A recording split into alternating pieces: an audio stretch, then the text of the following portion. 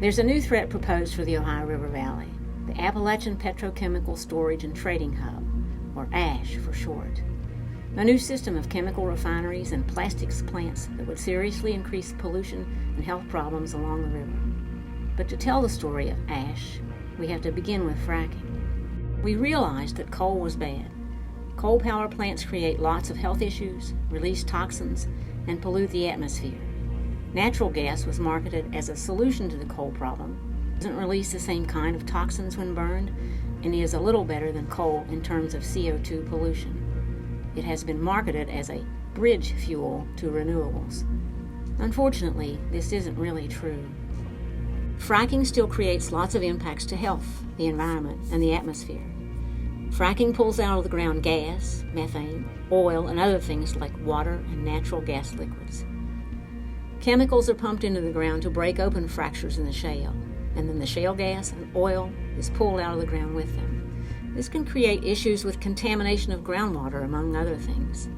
Then these volatile organic compounds, or VOCs, are pumped back into the ground somewhere else in a Class 2 well.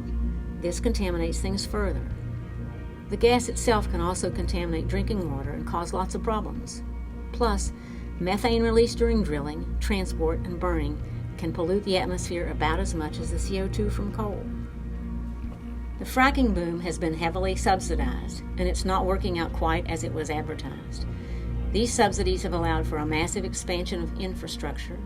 In turn, the drilling boom has gotten huge and flooded the market, driving gas prices down to their lowest point in decades. Everything that booms eventually goes bust.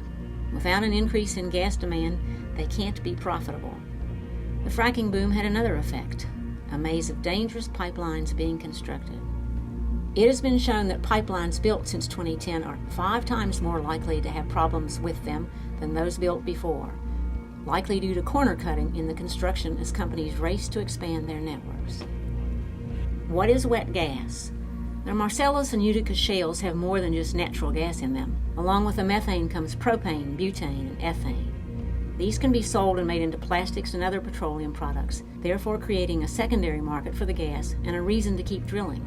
Right now, the way they do this is by shipping all the NGLs, natural gas liquids, off to the Gulf Coast to be refined. This itself has already created problems, with all the new pipelines being built to carry these chemicals.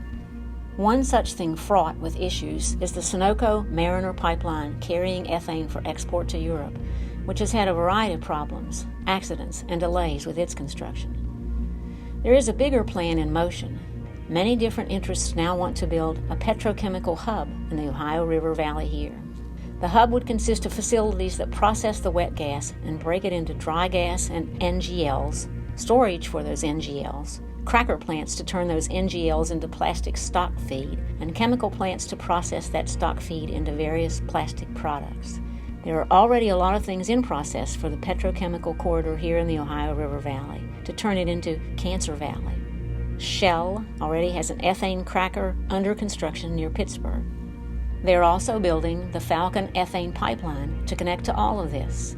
Various other companies want to build ethane cracker plants and other cracker plants along the river, but to support all of that, they need to have storage for NGLs locally. This brings us to the Appalachian Storage Hub, ASH. The storage hub would start a whole chain reaction of chemical plants if it comes. These would release toxins that cause many diseases, including cancers. The cluster would pollute the water and air and cause risk to the Ohio River and the 5.5 million people dependent on it for drinking water. Sinkholes, explosions, and fires could become more prevalent, and it would further entrench our dependence on natural gas, encouraging more drilling and more pipelines, which all the while would cause a host of health and environmental disasters. This whole thing won't even be as good for the economy as proponents claim. Poverty levels around other petrochemical hubs are extremely high, and all of the profits from this enterprise will be exported just like the products, leaving only death and destruction in their wake.